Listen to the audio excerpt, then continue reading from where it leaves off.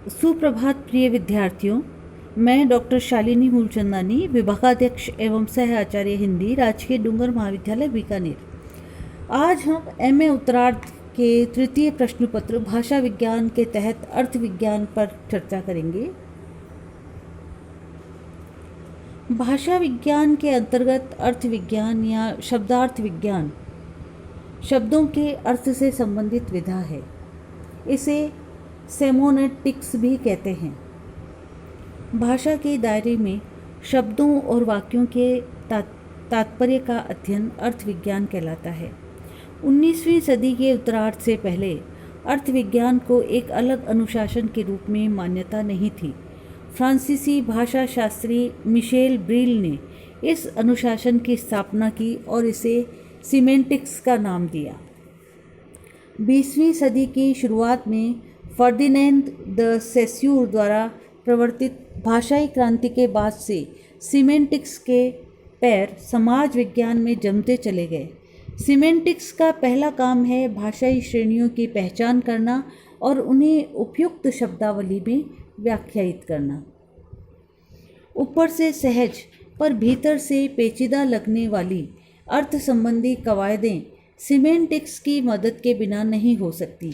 उदाहरण के लिए नश्वर होते हैं लोग और नश्वर थे गांधी के बीच अर्थ ग्रहण के अंतर पर दृष्टि डालकर सीमेंटिक्स की उपयोगिता का पता लगाया जा सकता है। दूसरे वाक्य का निहितार्थ यह है कि गांधी को अमर माना जाता था या गांधी जैसे लोग भी नश्वर होते हैं। सीमेंटिक्स यह पता लगाता है कि अर्थ ग्रहण का यह अंतर पैदा करने में भाषा कैसे काम करती है। विचित्र बात यह है कि अर्थ विज्ञान पर शुरुआत में भाषा शास्त्रियों ने गहरी दृष्टि डाली। 60 के दशक से भाषाविदों ने भाषाई अर्थों के दो बुनियादी प्रकारों को रेखांकित किया। माना जाता है कि अर्थ की पहली किस्म तो भाषाई रूप में ही सहजात होती है। दूसरी किस्म का ताल्लुक उस रूप के बोले जाने और उस अभिव्यक्ति के संदर्भ के बीच अन्योन्या क्रिया से होता है। अर्थ निरूपण 3 के विभेदों के तहत किया जाता है। इनमें पहला है बोध और संदर्भ के बीच का अंतर, दूसरा है शब्द के अर्थ और वाक्य के अर्थ का भेद, और तीसरा है पाठ और संदर्भ के बीच का अंतर।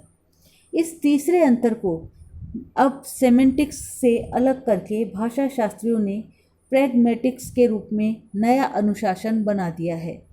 सीमेंटिक्स के तहत जिस भाषा का अध्ययन किया जाता है उसे लक्ष्य भाषा ऑब्जेक्ट लैंग्वेज की संज्ञा दी जाती है, और जिस भाषा में उसकी व्याख्या की जाती है उसे मेटा लैंग्वेज कहते हैं। एक लक्ष्य भाषा अपनी व्याख्या के मेटा लैंग्वेज भूमिका अदा कर सकती है। भाषा शास्त्र के इतिहास में अर्थ ग्रहण संबंधी कवायदें पहले शब्द केंद्रित थीं, फिर वे वाक्य केंद्रित हुईं और फिर वे पाठ केंद्रित हो गईं। इन तीनों प्रक्रियाओं ने मीडिया अध्ययन, साहित्यालोचना, व्याख्यात्मक समाजशास्त्र और संज्ञानात्मक विज्ञान के अनुशासनों को प्रभावित किया है। सीमेंटिक्स प्रश्न उठाता है कि किसी शब्द के अर्थ की शिनाख्त भाषा के दायरे के भीतर ही की जाए या अर्थ निरूपण के लिए उसके बाहरी दायरे से भी मदद ली जाए। मसलन कुर्सी का मतलब हमें पता है, पर यह अर्थ हम किस प्रकार हासिल करते हैं। हम कह सकते हैं कि कुर्सी पर बैठा जाता है, पर भाषा के भीतर कुर्सी का अर्थ फर्नीचर, मेज, सीट या बेंच जैसे अन्य अर्थों सहित उसके संबंध के साथ भी ग्रहण किया जाता है। इन शब्दों के साथ रखकर बैठने के लिए काम आने वाली कुर्सी का अर्थ ग्रहण अलग हो जाता है। बोध और संदर्भ के बीच अंतर का एक और उदाहरण शुक्र ग्रह या वीनस है। इसे भोर का तारा भी कहा जाता है और सांध्य तारा भी, क्योंकि इसकी चमक सुबह भी दिखाई पड़ती है और रात में भी। इस तरह शुक्र, भोर का तारा और सांध्य तारा एक ही चीज़ के 3 नाम हैं, लेकिन संदर्भ एक ही होते हुए भी तीनों को अलग अलग बोध के लिए इस्तेमाल किया जाता है। सिमेंटिक्स का जोर संदर्भ पर कम और बोध पर अधिक रहता है। चूँकि अर्थ ग्रहण के ही जाता है, इसलिए यह नतीजा निकलता है कि यथार्थ की समझ भी भाषा के जरिए ही हासिल हो सकती है। इसको बंद कर,